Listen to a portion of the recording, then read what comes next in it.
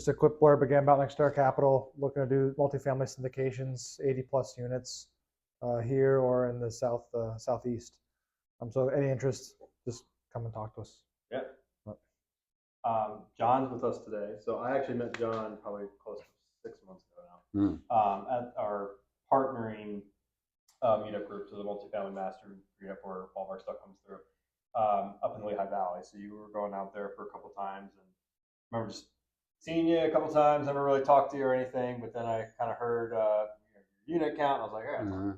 So talked to John, kind of got his story a little bit of different states he's investing in, and thought you'd be fitting for us to be here today. So I don't want to give your whole intro. I'll let you kind of take over, kind of just you can start with something like just where you're from and like how you got to Pennsylvania today to do a meetup.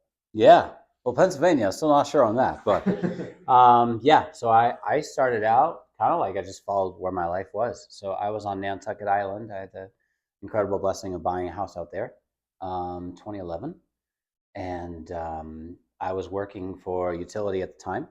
And then they kind of did some reorganizing and reshuffling of the people. And I was kind of forced to Rhode Island. And that's where I bought my second property in 2013. That was a 16 unit.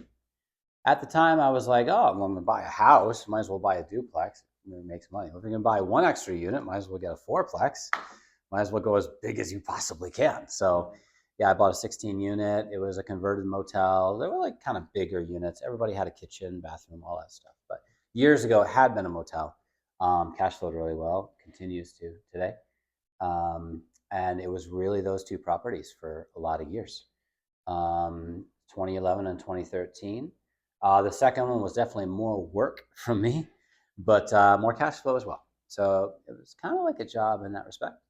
And then 2021, 2022, things started changing in my life personally, and I really feel like God led me to a transaction in New Jersey. So I came out here, bought 60 units all at once over the course of 2 or 3 months, and moved out this way and changed my whole life around. And that became kind of my full-time job, if you will. Left my previous W-2 in 2022 and just kind of take care of these assets. And we're growing in Ohio. And bought all those assets last year, 2023. So yeah, kind of been a crazy ride. You went from single family, basically duplex, to 16 unit. Yep. How did you even come across that? Yeah, so my broker was really excited about some better quality assets, and rightfully so. I wanted like the unit count, the cash flow, and all that stuff. So I found this deal. I was really excited about it. We negotiated the price, what was a pretty good deal at that time, a good deal any time. It was 2013. And that took like 10 months to put together because it also had this huge parcel to the rear that had like a kind of a weird situation with a sewer assessment stuff. So it took like 10 months to actually do that transaction. And that was 11 years ago. So. Did you do the conversion on that, or was it already converted? It was already converted, but it was in rough shape. Okay. So I did a lot of work on that property, basically bringing it back to, was it really an investment grade asset at that time? Some of me wonders if, maybe it should have been condemned years before I bought it. But today it's great. I mean, everything's been redone, converted from, when I bought it, it was on propane. Oh my goodness. Propane to gas, septic to sewer, all that stuff. It's a pretty stable asset now, but enormous personal cost and commitment to myself to make that happen. It's like a lot of times, like people, it's a lot of work, but like maybe you can kind of talk more about what the lot of work looks like. I mean, is it John going in there with a hammer, taking out a wall, or do you have like 5 people, contractors, and you're managing the contractors? Like, what is a lot of work for you? Yeah, it was a mix. It was mostly my own self doing a bunch of work. Any sort of turnover, rehab, I would be in there figuring it out. Most of my life, delegating has not been a strong suit, unfortunately. And that's something I'm growing into now, hopefully. It was a lot of work for me. I did hire people on Craigslist to do different things. I mean, it was crazy. So when I first bought it, there was a water leak in the crawl space. This is a building that's 100 feet by like 20 feet. And the only access to the crawl space is from the ends. And the dirt had kind of settled up to just below the floor joist. So you have the floor joists and you have a light socket right there. So clearly it was passable by humans at one point. But then just below the old light bulb that's from the 70s is like the level of dirt. So we had to like tunnel through there. We have like toboggans being pulled in with ropes. And dude, we're like mining under this building to get to this pipe, and it stayed leaking for like a month after closing. It was nuts. It was absolutely crazy, just crazy stuff. And there's all kinds of crazy stories from there. I remember when I told you the story over the phone, we converted from propane to gas. Logically, the first thing you do is the boilers, the water heaters. Everybody has a stove as well. Had not yet switched those over. So we had a tank full of propane that I had bought. Propane company was upset I was not using it at the previous pace. So they started fixing that they were going to like take the tanks back with propane in them, which the propane I had bought, right? So I wasn't too excited about that. So there was a day they showed up with a crane. They lifted one of the tanks up and took it back with them. And I had to like hurry and like convert those stoves all of a sudden, which are not working anymore, to gas. And I was like, I'm going to make sure they don't take the second one. So got my backhoe and parked it with the claw like right over the tank. So they did come the next day with the crane, and they were like, oh, nothing we can do. I watched them on the camera leave. Dude, they come back with like the zoning people, the police, the fire department. Half of the town staff is like crawling around my property. Nobody's happy to see a backhoe with the claw on the propane tank. So I lost that particular battle and had to move the thing out of the way. That was insane. I mean, some of these things that happened, it's just unbelievable. But yeah, it was a lot of work from me. There's a lot of, everything you can think of that went into that property. Basically, I did over the course of several years. Yeah. What kind of strategies are they changing for you, or do you feel like they're kind of the same? So I feel like when we first were getting into this, we were like, we just want to buy and never sell, through the refi method and all. But it seems like now a lot more people are doing the buy, almost flip, even larger multifamily, and kind of resell. Has that always been your philosophy, is buy, hold, or are you going to continue that, or what do you think? Yeah. Well, I mean, it never really made sense to sell. I mean, some assets, maybe I could list them. I mean, the Nantucket one, I could probably list and sell, certainly. But I mean, I'd be giving up future appreciation. I don't feel like values are going to fall when rates fall. I mean, that's just going to become, we're not going to stop printing dead presidents, right? So I've never really had a mind to sell or flip. I feel like I want to accumulate the property and have it, pay for my latter years and whatever I want to do later on in my life. But I would consider selling in order to put that money into kind of like a higher leverage property. Typically, when you cash out something, you can't really get like 90% most of the time, but sometimes you can find ways to buy things at 90%. I mean, Jersey, I bought at 93%. So it was kind of insane, actually. So yeah, I mean, I would basically look at that as a way, because a lot of the markets I'm in, I'm just really bullish long term. I feel like this is a really blessed area. I don't feel like Nantucket's going down. I'm in Rhode Island. I'm 2 miles from the ocean. They're not making more land that's right next to the ocean. So I'm just really bullish on those areas. And I never had a flipping business model. I don't feel like I was ever very good at flipping. So, cash out, refi, and keep rolling is kind of how I see it. One of the things, like, kind of long-winded question, but I was thinking when you're talking, you had a lot of early equity success with your first two properties. I did. And like one of like the things I always hear is the worst thing that can happen is you win the first time you gamble. You think you're gonna win every single time after, and then all of a sudden you don't, right? So like, did you learn anything from that? Like on your maybe one that didn't produce as much equity the third time around or fourth time around because you thought, oh, I could just follow the same plan of the last ones, or? I don't know. So I was always so into the nitty gritty of running the properties that it never felt like real money. Okay. Like every time I cashed out those places, I never took chances with that money. I never felt like, the best way to stay wealthy is live like you're poor forever. And that's, I hate expensive cars. I feel like the car companies are crooks for building garbage that they know is going to break down. It might be demonetized or whatever. I don't know. I've never had expensive taste, and I just always felt like I'm going to stay connected to like the real nuts and bolts of keeping keeping the train on the tracks. I don't know. Maybe that had the effect of just Sorry, I'm stealing the thunder. Yeah, go ahead. But one of the I know it's coming from here too. They want to get started, but house hacking is not an option. Okay. How would you recommend that person get started? Why is it not an option? Family, kids, wouldn't want to go. You know what I mean? Already have their own homes, they have their own investment property, but like want to get into their first couple investment properties.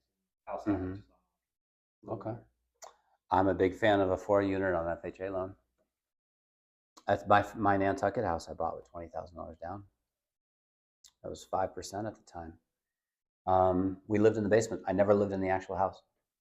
So the house had 2 kitchens and 3 bathrooms. I moved right into the basement. I never lived in the actual house. Rented out the house from day one.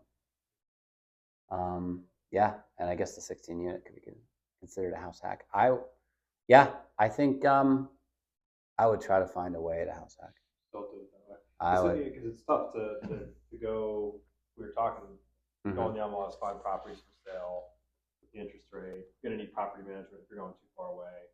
I don't like doing that for a first property unless it's really juicy. Yeah.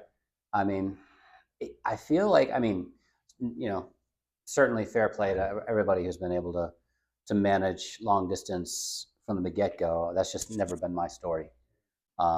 I feel like the way the game works, you kind of have to swing your own hammer early on.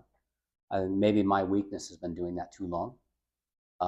But there's a lot to say for, being really connected to that asset and physically committed to it. Because there's a lot fewer variables. I feel like the system works that way.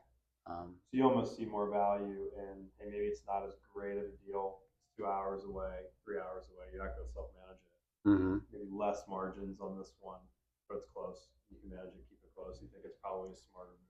I think you have to be realistic. And this is a business of surprises. I think you have to really think about the stuff. I mean, talk to people who manage stuff and the kind of phone calls that come in. Because sometimes, you can put whatever numbers you want in an Excel spreadsheet, but is that really going to materialize? If you can't drive to the asset in 10 minutes, 20 minutes. I think worst case scenario. Yeah. I would be, personally, I'd be nervous about that. Unless it's really juicy. And some of these things are. So I don't know. That just never not been my experience. Using the BRRRR strategy, what do you look for in a property? What makes one an ideal candidate? Yeah, well, what's it going to appraise for when you're done? What does it take to buy it? You got to make sure those inputs are pretty clear. And to be fair, this has been a pretty recent part of my business. And is it going to cover the mortgage with rents? And, some parts of the country that works really well, some parts maybe not just yet. But, a rising tide lifts all boats, and they're not going to stop printing money. So, a lot of people talk about looking to sell stuff just because it's good to sell. What are you going to do with that money? A big bank balance is like an ice sculpture on the beach melting away. They're going to print more money. And the U.S. will continue to be a beautiful place to live. People that talk, negatively about that haven't been to a lot of other countries. I'll tell you that. You have properties in a couple different states. What are some challenges that you've had managing properties in different states? You got to have people that you can really, really trust. There's no way around that. You got to build those relationships. You got to nurture those relationships. My Rhode Island manager, I lived at that property for 10 years. And, we're pretty close. And she lived there for like 8 years before I bought it. So she's extremely personally invested in that place. So she's awesome, right? And trustworthiness is more important than a lot of things. Trustworthiness is more important than how presentable somebody is or how professional they seem or like how handy they are. There's no replacement for, just honesty and integrity. So that's a big deal. And that's huge. I think, if you're going to invest out of state, you got to have a team. You need all the ingredients, right? You need like the deals that make sense. You need to have somebody who's going to manage it and manage it well. And you got to be able to trust all those people. You need a contractor who's going to do the work and do a good job. And he's got to still make money. You got to make sure that he can make money because you want to work with this guy for several different assets. And he's not going to be that interested if he's not making money. So you need all the ingredients there. So what is the size of the companies and the people that you're working with? So you have this woman that's helping you manage the Rhode Island one, right? Yep. So does she work for a large property management company, or No. is this someone you just know? It's like not helping you out, but you know what I mean? Yeah. Kind of She lived there when I bought it. She continues to live there today. Okay, so she's just kind of boots on the ground type person. Yeah. You're really like your payroll, or how does that work? There's no payroll out there. Anything that comes up, we try to figure it out. Right. Sometimes I go back there, I got a call in January. Hey, the heat's not working. Okay, go and try this. I hate high-tech boilers. Oh, goodness. I'm going back to atmospheric with everything. Because I went out there, I couldn't get it going. I was just done with that thing. Every winter, it's a headache. It's a Munchkin 140. You can Google it, full of problems. And we, oh goodness, I found one, atmospheric. Basically, I drove it to New Hampshire, bought one, brought it down, installed it that day. Yeah, I'm thinking too, because whether you're local, you still need a good team too, right? So Yeah. how do you find? Because I think that's one of the things a lot of people struggle with. It's like, I want to invest in real estate, but I don't want to be fixing the leaking toilet. So how do I get someone that's going to fix the leaking toilet, not be 10% of the property? I'm a big fan of fixing a leaking toilet. Yeah. I'm a big fan of that. Just do it yourself. I'm a big fan. I mean, unless you're in an area where you really, because here's the thing. I mean, anytime you're trying to get somebody to do a job and you're going to pay them what, less than most people are making in the area, that's not really a stable business. Yeah, I don't, I definitely have room to grow in the delegating space. Yeah.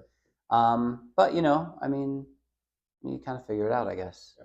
Yeah. I mean, I've got people I can use for emergencies if I'm like out of town or whatever, but if I use them all the time, there'd be a lot of money gone. I think you can do that after you experience a lot of appreciation and your margins are fat. But in the beginning, you gotta be kind of involved. Yep. Cool. Well, Ryan, what are you thinking? I want to learn more about the 2022 transaction. Sounds like that was Okay. kind of the big step. Can you walk us through? Yeah. Through that? Sure. Well, that was kind of like, that was a time in my life where I was kind of feeling there was a change coming, and I was honestly, I felt like God led me there. I was spending a lot of time in prayer, reading the Word, and I had, like a lot of other people, thought they were going to be fund managers in 2021. I was in that crowd. I was starting to leave my job. I was like trading, did reasonably well, but that was tapering off 2022, and I was like, something else is happening. I'm not sure what. I did a cash out on Nantucket, and for a period of time, I had about 800 in cash, and I was getting deals thrown at me that I didn't think made any sense, and probably they all made sense today, but at the time they didn't look very good at all. And I was tapping into a bunch of different investment groups and just kind of listening to see what's out there for ideas, and nothing seemed to make sense to me. At that time, also, I wanted to go see, like, there was a bunch of things happening in that period of time.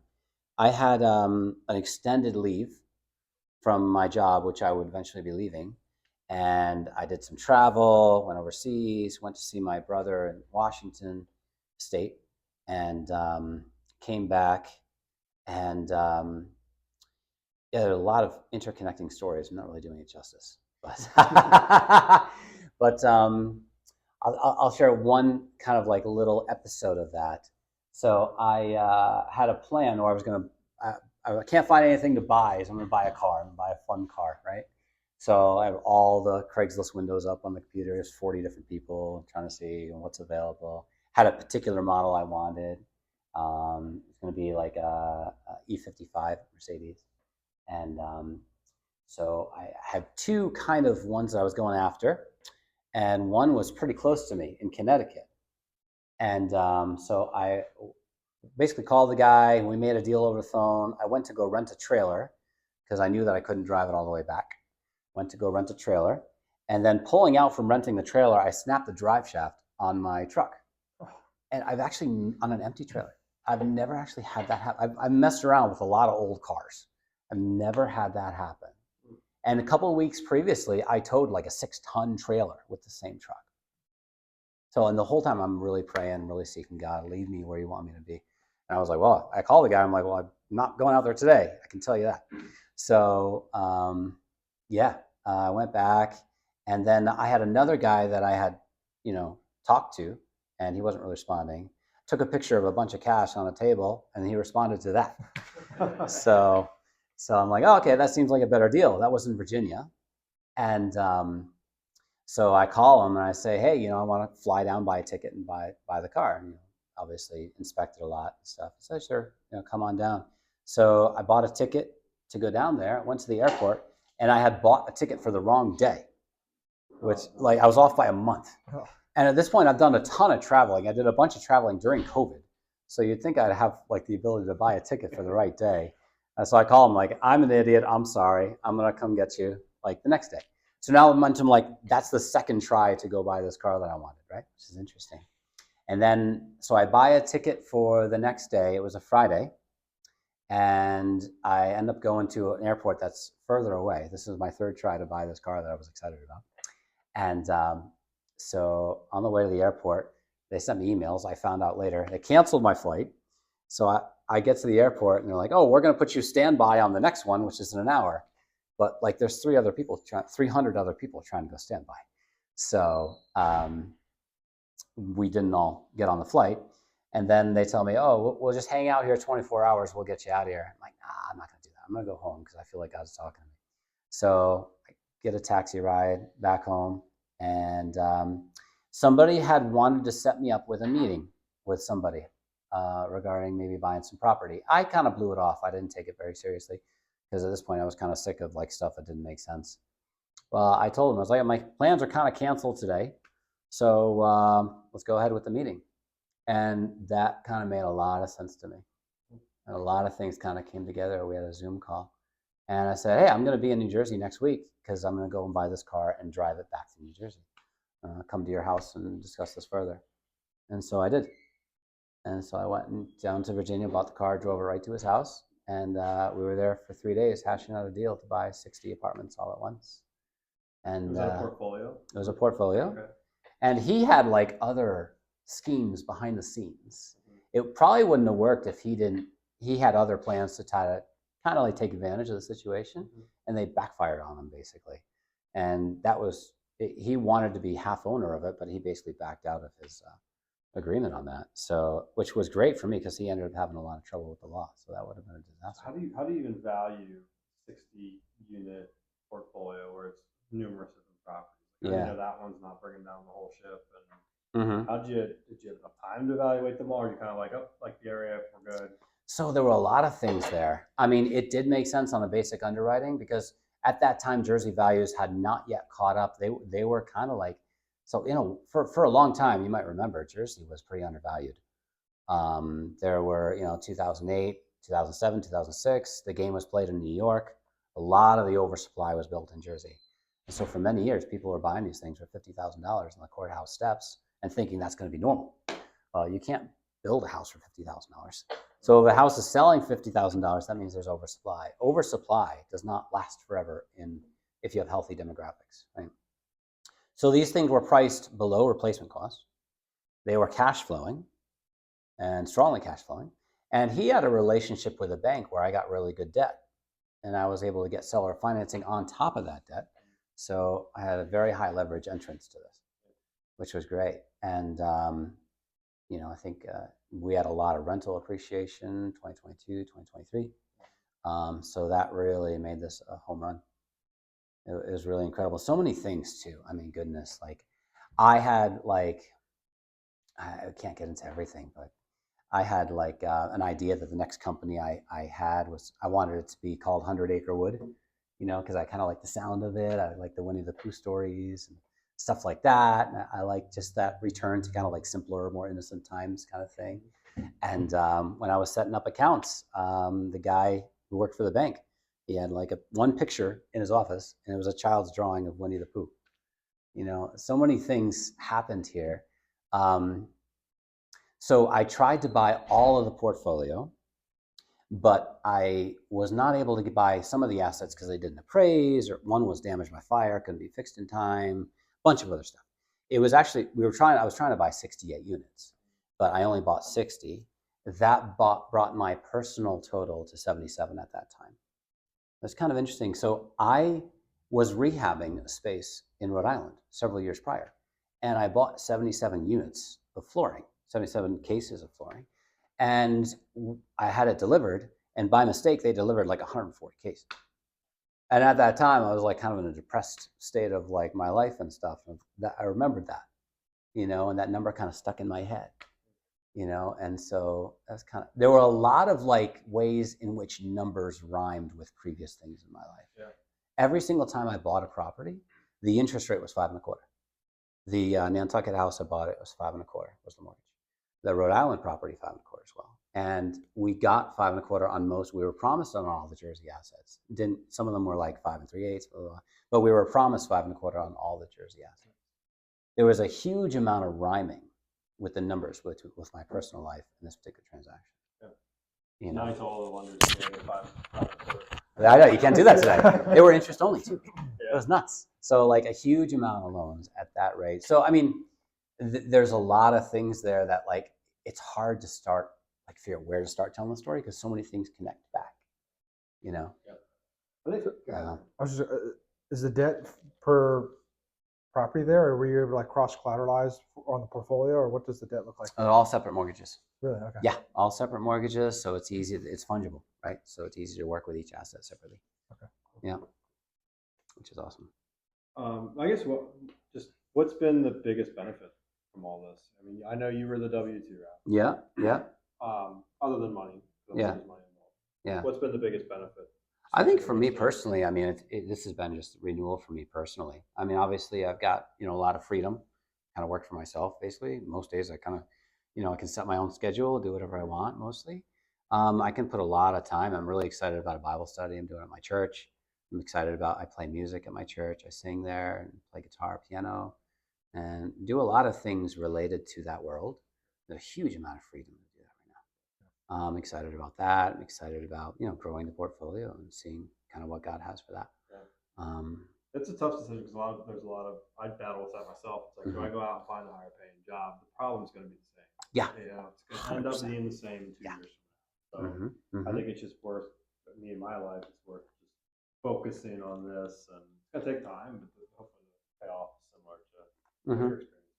Yeah, I mean, I feel like right now there's a lot of pessimism in the space. Obviously, you need that from time to time because that sows the seeds of growth. They're not going to stop printing money. Thank God for all the people that are like clawing away to get into this country because we don't make enough babies, right? And we want to have a growing demographic. We want to have more people living here than 10 years ago, 20 years ago. I mean, and especially like this area, a lot of people are coming to this area. I think it's a wonderful time to just get into whatever. I mean, because it's, whatever happens to fiat currency in our world, the dollar will still be the best fake money around, and people will still want to live in the United States. Those two things will still be true, no matter how many dead presidents they print, any of that. So you could call it inflation arbitrage. Yeah. What else? Any questions here? No, I think that's it. Oh, you guys, anything you want to Open the floor. 100%. But for me right now, I'm looking for my first property. I started locally. Sure. I told these guys. I wanted to be my own property manager early on. For sure, I wanted my answer. I wanted to do it. The problem I'm seeing is like properties are expensive here, and they said go off market. Give me some ideas. If I go home, I do that. I look at how to do that and give me ideas. But the one thing I haven't really gone for is like out of state stuff. I've gone outside Montgomery County, Fox County, Philadelphia, but they seem pretty expensive. Anywhere outside. It's a little bit better as far as cash flow. Price to rent ratios. What about you for recommending how to find deals that are outside the state? Yeah, getting pretty They'll pass it out. That's wild. They're starting to kick in or something. That's insane. Hummus. Oh, there we go. Oh, we're on a timer. That's what it is. That's I amazing. think my question goes back to is, so you're of the philosophy like if you get an answer, you do it. That's the way to do it. And I am too, but I'm finding it hard right now. I'm very early. I would prefer that way, but if I could find another ways where it's investing out of the state, obviously using property management, I'm not going to travel. Mhm. If I had to go that route, if it made sense, do you have any suggestions about how to look into properties outside of Yeah. the local area? Well, if you're decided that you're going to go out of your area, then you got to figure out what area, right? And I would pay attention to where, there are some areas of the country that are kind of overbuilt a little bit right now, especially areas that were friendly to builders, right? So there's some sort of magic in areas that don't like builders very much, you know. So that's true. But I would spend some time on coffee closers, and just look at areas where, you do have a healthy ratio of rent to purchase price for a lot of these areas. And then really call up eviction attorneys. Hey, I've got a house on so and so, make up an address. And they stop paying rent. How long until I have my house back? I would call property managers. Hey, I've got a property, it's vacant. How long do you think until we have a good person in there? Because some of these areas with these healthy ratios, you have problems where you can't really get decent people in there because there's, it's like Detroit or something. And Detroit will come back, but I mean, it's a painful slog. So you got to do your research on some areas that are promising, and probably you're going to find some areas that are kind of like maybe undiscovered. I mean, usually the alpha is where not a lot of eyeballs are. Probably not a very sexy location. I mean, usually if everybody's excited about something, the potential's gone. So, yeah, spend some time looking at some of these counties. I mean, the census, it's all public information. Look at counties that are growing. Look at places where there's job growth, especially wage growth. Sometimes it's like talk to the Chamber of Commerce in the area, see what's coming up. Yeah. Expecting big growth in the area. I mean, there's a ton of data that you can reference. I think everyone always wants the up and coming. Well, how do you know it's up and coming, right? But at the same time, I think one thing we really look for is population growth over the last census time frame, 10 years. But we also want it to be 100,000 population, pretty much minimum for us, or backed by like a supporting market. Land sales probably doesn't have 100,000 people in it, maybe it does, but it's got Philadelphia an hour away. So this area is never going to completely fall apart because there's always going to be people shit. So that's why we were talking about the one area you were mentioning. It's got the population, but it's got like one large employer. And it's like that one large employer decides this is cheaper overseas. I think another thing too, and John, it'd be interesting your input of visiting. I don't know if you've purchased anyone without visiting, but real estate is street by street. So you want to know, you might be able to get so far by talking to a broker, but going to see, you can really see like, oh, crossing the street, I'm just no go. This is where the path of progression is for gentrification, or this is where you get to know the area before you do invest if you do something out of state, because I think you can get burned that way. Yeah. Well, I was like, sometimes just take advantage of free research too. Like I probably won't put on recording, but look at what companies are going into those places. Like if they're opening up a Starbucks, there's a lot of coffee shops. Like Starbucks spends a ton of money doing research. You can sort of rely on companies like that you might have to do a ton of research yourself. There's stuff coming at Starbucks is open. It might look like that Starbucks is open up in the middle of that open land. They know what's coming on because they want right? So I think I know from one of the first people I ever talked to is like, look for breweries, look for coffee shops. You're not putting breweries in places that aren't up and coming where they're going to be popping in a couple of years. So, and it's critical to really be bullish on the area because, generally speaking, the cash flow is going to keep the lights on, but the appreciation is going to make it worth it long term. So it's important to have an area where there are good reasons to be bullish on the area. I feel like that's critical. John, can you zoom into either your jump from 1 to 16 or 16 to 70? And I know you said that you've got really nuts and bolts in yourself, and I think that's fair because you have to analyze, the numbers in the sense of the projections and if they're wrong, how much you need. Where I'd maybe like for you to zoom in on, and if you think it went well, where have you seen other people maybe not gone well?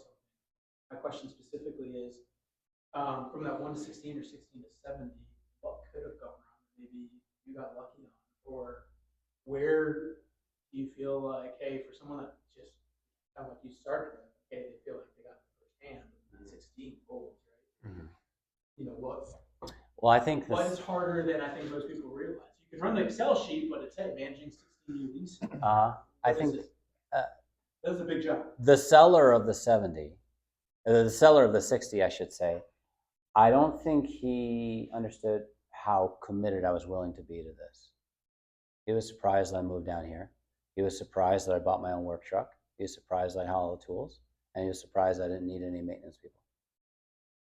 I think he kind of expected it to fail. You should. And he was looking to buy all the stuff back. Foreclosure auctions. Oh, really? Wow. 100%. That's where all the clues point to, and he's that kind of guy. So,